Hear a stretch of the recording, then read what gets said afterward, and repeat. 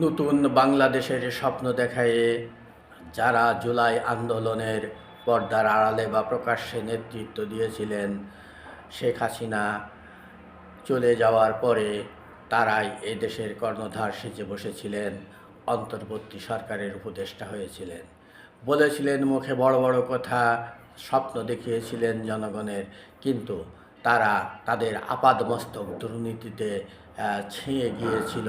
যে কথাগুলো পত্রপত্রিকায় বিভিন্ন সময়ে স্বল্প পরিসরে এলেও তারা তাদের সেই কথাগুলোকে পাত্তা দেয়নি, প্রতিবাদ করেছে।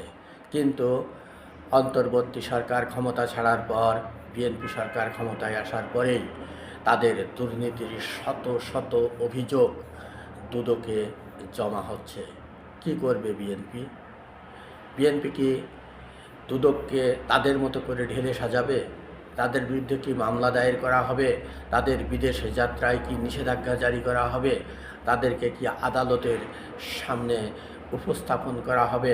আইনের হাতকড়া কি তাদের হাতে পড়ানো হবে? এই প্রশ্নগুলো এখন ঘুরপাক খাচ্ছে সারা দেশের মানুষের ভিতরে। তারা যে বড় বড় কথা বলেছিলেন, সেই বড় বড় কথার বাস্তবতা আজ কোথায়?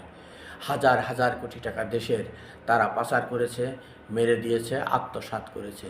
আর সে সংক্রান্ত শত শত দুর্নীতির অভিযোগ দুদকে প্রতিনিয়তই জমা পড়ছে। দুদক অনেকটাই নাজেহাল এবং দিশেহারা এই সমস্ত অভিযোগের প্রেক্ষিতে। বিএনপি সরকারের দিকে তারা চেয়ে আছে। বিএনপি সরকারের সিদ্ধান্ত কী হবে অন্তর্বর্তী সরকারের এই বিপুল দুর্নীতির কারণে যে দেশের সমূহ ক্ষতি হয়েছে, সেই ক্ষতির ব্যাপারে সেটি এখন দেখার বিষয়।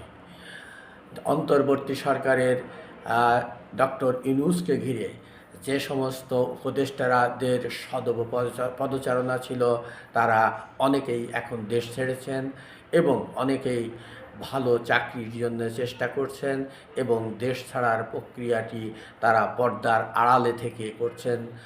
তারা দেশ প্রকাশ্যে আসছেন না খুব একটা।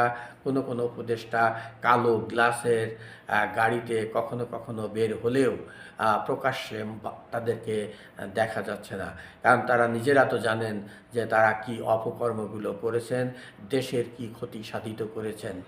তারা হাজার হাজার কোটি টাকা দেশের সম্পদ লুটে নিয়েছেন। ভালো মানুষের মুখোশ পরে তারা অন্তর্বর্তী সরকারে গিয়ে এহেন কোনো কর্মকাণ্ড নেই, এহেন কোনো দুর্নীতি নেই যা তারা করেনি, যা দুদকে এখন স্তূপ আকারে জমা হচ্ছে।